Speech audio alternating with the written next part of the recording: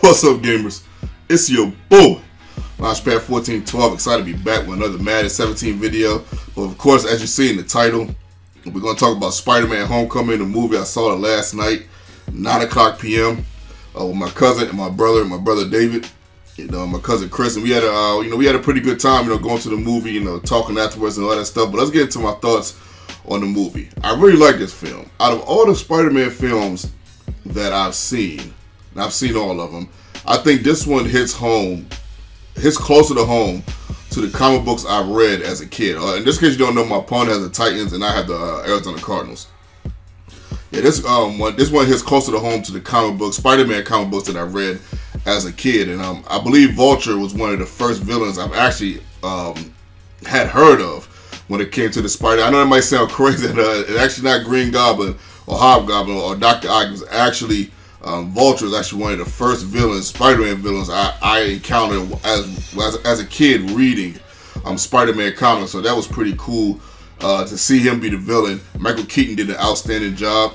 I like the girl that played Liz. She did a pretty good job. But one of my, kind of quirks in the movie a little bit that I don't want to necessarily call it a flaw, but something I wish there was a little bit more of. I wish there was a little bit more chemistry between Liz and Peter Parker. I definitely would have liked to see that more. This is a non-spoiler review, just in case you guys don't know.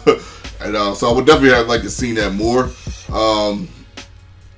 But the action scenes were pretty good. I like Vulture because even though he was malicious and ruthless, he also was a villain with the code. With the code, and he did some things in this movie that definitely showed you that, right, no matter what happens, he will stick to his code. Especially when something, when something extreme happens. So, definitely keep that in mind. And there's a little twist with the Liz and Peter Parker thing. You guys are not going to know right now from me talking to you about it. But after you see the film, you would know exactly what I'm talking about. The execution was pretty good. Tony Starks wasn't in the movie the whole movie. You know what I mean? He was in it. He was actually in the movie very little. He wasn't in the movie that much. I know some people were worried about whether Tony Stark was in the movie or Iron Man was in the movie a whole bunch. It's not. This is clearly a Spider-Man movie. He popped in. You want me to be honest with you? He popped in just like other comic book characters popped in the comics I read. when I was younger, in the comics, every once in a while you'll see Spider-Man go up against the Hulk, or Spider-Man go not necessarily go up against somebody, but let's say Mr. Fantastic. He'll appear in an episode, just periodically throughout the comic book series. So and that's what this exactly felt like. So that was pretty good. There's also another Avenger that's actually in there periodically. I'm not going to give that away. Like I said, there's no spoilers right here, so I'm not going to give that away. I know some of you guys probably don't know. Some of you guys probably know. If you know, don't say it in the comment section. So yeah, overall, I really like this film a whole lot. It definitely was a good combination of action and decent execution. Like I said, I wish there was more chemistry between Liz and Peter Parker.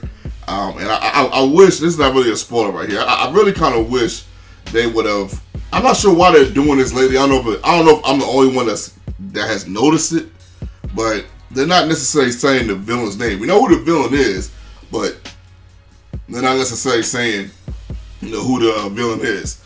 We've seen, let me think of a good movie where, Batman Forever. When the Riddler came up, he just announced it. He was like, "Man, I'm the Riddler."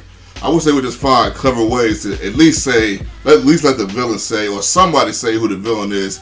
Just one time. Or they could have said somebody in the crowd. One of the actors could have been like, "He looks like a vulture." Somebody could have said that. Or something. I just kind of wish they would have incorporated that in the movie. So with all this said, my rankings on a scale from 1 to 10 with this movie, I give this movie an 8.5 out of 10. Out of all the Spider-Man films that I've seen, I put this as number 2 as far as my favorite. I have the Ultimate Spider-Man number 1. This is number 2. Spider-Man 2 at number 3. Spider-Man at number 4, and I have Spider-Man, the Amazing Spider-Man 2 at 5 over Spider-Man 3. I don't know if that was Sam Raimi's Spider-Man 3. Look at that catch over Spider-Man 3. So those are my thoughts on this movie. Hopefully you guys enjoyed this movie review. If you did, don't forget to smash the like button for your boy. So when you guys hit the like button, it encourages me to do more movie reviews. My movie review likes have been slacking just a little bit, so I would definitely like to see the lights come up on that. I've been trying to be as consistent as I possibly can as far as posting videos, so hopefully you guys appreciate that, and hopefully that forces you guys, well, letting us say forces, but makes you guys want to smash the like button more. But let's get into this game just a little bit. Like I told you guys, I have the Arizona Cardinals, man. David Johnson had an outstanding day, man. Just when you have this guy, you see the catch that he had. I believe that was the only catch he had in the game. Scored a touchdown.